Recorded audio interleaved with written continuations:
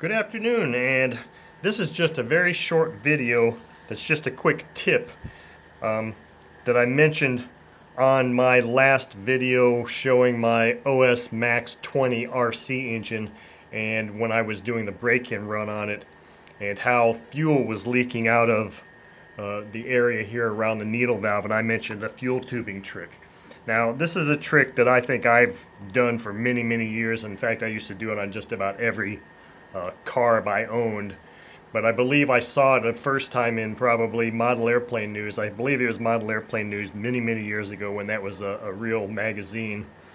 They always had a section in the back called Tips and Tricks, and they always had all kinds of really cool stuff in there. So what happens here in a lot of cases with some of these older carbs, and sometimes just lesser quality carbs, is that you can have some fuel leakage here, and it comes out at a pretty good rate. Not that it's a big deal for tuning, but it just kind of can make an additional mess. So I mentioned the fuel tubing trick. Now what I've done here is I've got some medium-sized fuel tubing, and I just cut a piece of it with my side cutters here. It's probably better to do it with a razor blade to make sure you get a little bit straighter cut, but it's really not all that big a deal.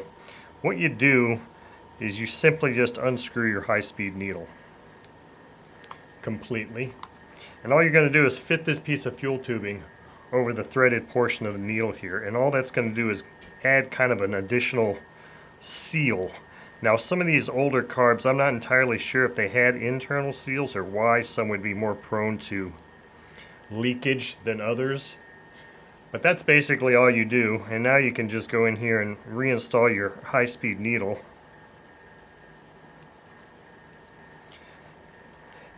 Now the only thing that's you got to be careful of here is it can be kind of critical how long you cut the fuel tubing. I think this one's typically about 1/4 of an inch. But in addition to sealing that, it also kind of adds some friction because this thing will expand and it'll kind of cover up that one portion of the high-speed needle here, and it kind of acts as an additional clicker mechanism.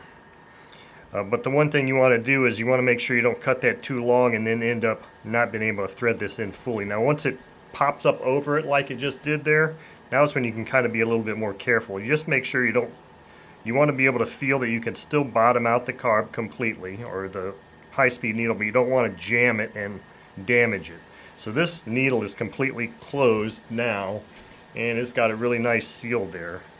So I'm just gonna, it's got marking, it's got a line here. I'm just going to open this back up. I think I had it about 2 full turns, but you know, obviously retuning is going to be necessary at this time. So this engine is still on the stand. I just pulled the carb off just to make this short little video, and I go put the carb back on and hopefully get another run on this engine here very soon as a break-in run. I don't know if you're going to be able to see or not the difference this makes, but I'll certainly be able to tell the difference it makes. When I go to adjust it, I won't feel that fuel coming out of there. So that's just a quick trick that's been done. It's been around for many years, and I've done it. In fact, every time I used to get a new engine, I would just do it automatically, just because, for no real reason other than it was a cool trick. It takes very little time to do, next to no materials, and it's just a good safeguard. So I hope you enjoyed this little fuel tubing trick to help secure and eliminate some leakages of fuel from the high-speed needle area.